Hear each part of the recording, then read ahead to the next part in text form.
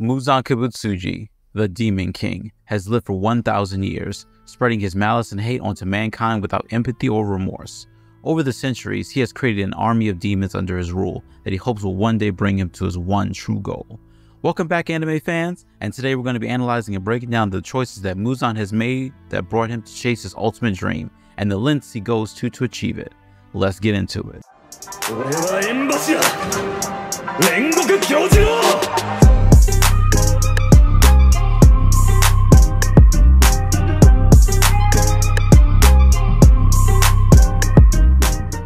It would be easy to assume that Muzan's ultimate goal is to obtain even more power than he already possesses. But this isn't the whole story. To understand Muzan's true goal, we need to delve deep into his past. Muzan, who was once a human, was born during Japan's Heian era. For the first 19 years of his life, Muzan's existence was one of constant struggle to survive due to his frailty. His heart had stopped multiple times in the womb, and Muzan was deemed as stillborn as he was birthed with no heartbeat and was not breathing. As a child, Muzan was diagnosed with a disease that would end his life before the age of 20. Over the years, he grew to hate the world and everyone in it for cursing it with such weakness. The doctor that was responsible for Muzan's care gave him a new, special experimental medicine that seemed to have failed initially, and Muzan hated no one more than this doctor, who he believed to be useless for not being able to treat his ailment as his condition worsened. Reaching a boiling point, Muzan kills the kind doctor out of pure anger, just as he starts to see a change in his condition. Muzan was not only healthy, he was bursting with strength and energy far beyond that of a normal human. It was at this time that Muzan had become the very first demon. But there was one problem. He could no longer walk in the sunlight. Shortly afterwards, Muzan started to crave human flesh and blood, and was happy to kill to satisfy his appetite. Killing innocent humans who stood in his way meant nothing to Muzan. As time went on, he found that having to restrict his movements during the daylight was humiliating, and his anger only grew, day by day. In order to obtain a new, stronger body that can withstand the sun, Muzan starts to study the late doctor's elixir formula, but found that it was incomplete. One main ingredient was the blue spider lily that Muzan failed to create or find anywhere else in Japan. This was Muzan's first true regret, killing the very doctor that could cure him. As the formula was incomplete, this led Muzan to one conclusion, that he himself was incomplete. Muzan could not, would not, and will never reach his ultimate goal without these two elements. The goal was not merely conquering the sun. Muzan had his mind on the long game, true immortality. In order to achieve this, Muzan started to slowly plant the seeds that would eventually culminate into the current events happening in the present era of Demon Slayer, a campaign that would come to destroy thousands of lives across Japan. Despite not wanting to do so, Muzan started to inject his blood into humans, which turned them into demons. The purpose for flooding the world with demons was for one of them, over time, to eventually grow immunity to the sun. With this, Muzan can absorb them and conquer the sun himself.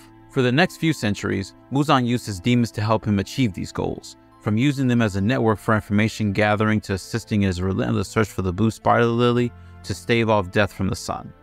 Muzan had almost met death several times already as a human, but his next encounter would bring his fear of death to completely new heights.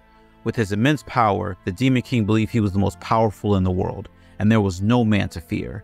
No man until Yoriichi Sugikuni. Using his amazing abilities and breathing style, Yoriichi brought the once undefeatable progenitor of demons to his knees, teetering on the edge of death. The battle with Yoriichi left Muzan horribly scarred, mentally and physically. Before this, he had never feared the Demon Slayer Corps since its inception soon after his transformation, but now he had a reason to eradicate them from the face of the earth. If one Demon Slayer could do that to him single-handedly, there was only a matter of time before another one or more were born just like him. On top of that, Tamayo, a demon that he enslaved after manipulating her to kill her family, was able to escape his grasp and stay hidden for centuries while working to reverse the transformation of a demon, which was previously thought to be impossible. As Muzan continued his search for the blue spider lily and a demon that could conquer the sun, his number of obstacles over the years continued to mount. His struggle with the Demon Slayer Corps only worsens as the number of Demon Slayers increases into the hundreds, giving rise to the strongest set of Hashira the Corps has ever seen since the Sengoku era. This led Muzan to explore a new path to stop a potential problem from being created much later. He went after and killed the family who had passed down the Hinokami Kagura, the technique that almost ended his life, the breathing style used by none other than Yoriichi Sugikuni, sun breathing. Without realizing it, this decision had created both Muzan's greatest weapon and his greatest threat. Over the centuries, Muzan and the demons he has created have killed the loved ones of countless people, causing unimaginable suffering all across Japan. And no other group knows loss at the hands of Muzan like the warriors of the Demon Slayer Corps.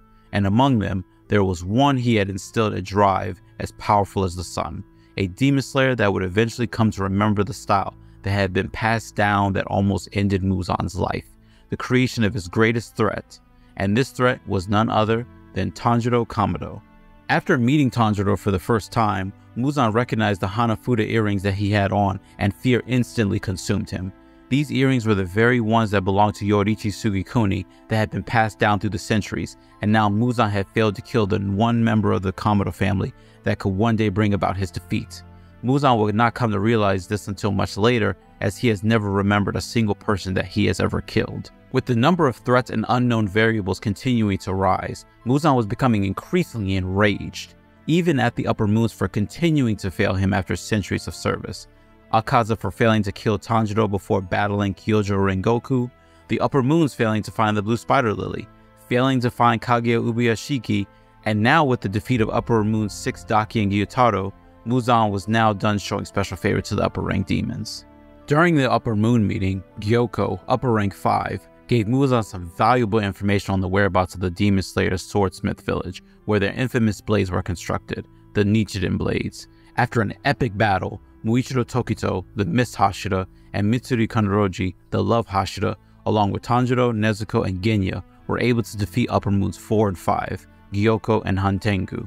Towards the end of the battle, as Nezuko starts to burn in the sun before Tanjiro kills Hantengu, the upper rank demon was able to pass along the most valuable piece of information that Muzan had ever received. Information of the first demon that had ever conquered the sun, potentially Muzan's greatest weapon, Nezuko Kamado. With this knowledge, Muzan had never felt closer to reaching his true goal that had eluded him for centuries, true immortality. This now changed several factors of Muzan's plan. He no longer needed to search for the Blue Spider Lily. He no longer needed to continue creating demons. Capturing and absorbing Nezuko is the one and only objective now. Once this has been accomplished, Muzan could finally eradicate the Demon Slayer Corps and effectively become a truly perfect being. Now the stage is set for an all-out war between the Demon Slayer Corps and the remaining 3 upper-rank demons, with Muzan being the final obstacle. And Muzan will go to any lengths to realize his dream, a dream that is now within his reach. Thanks so much everyone for watching. Don't forget to like, comment, and subscribe if you enjoyed the video. Question for you all: who is your favorite upper rank demon and why? Thanks again everyone, and I'll see you next time. Bankai, Senbon Zakura, Kageyoshi.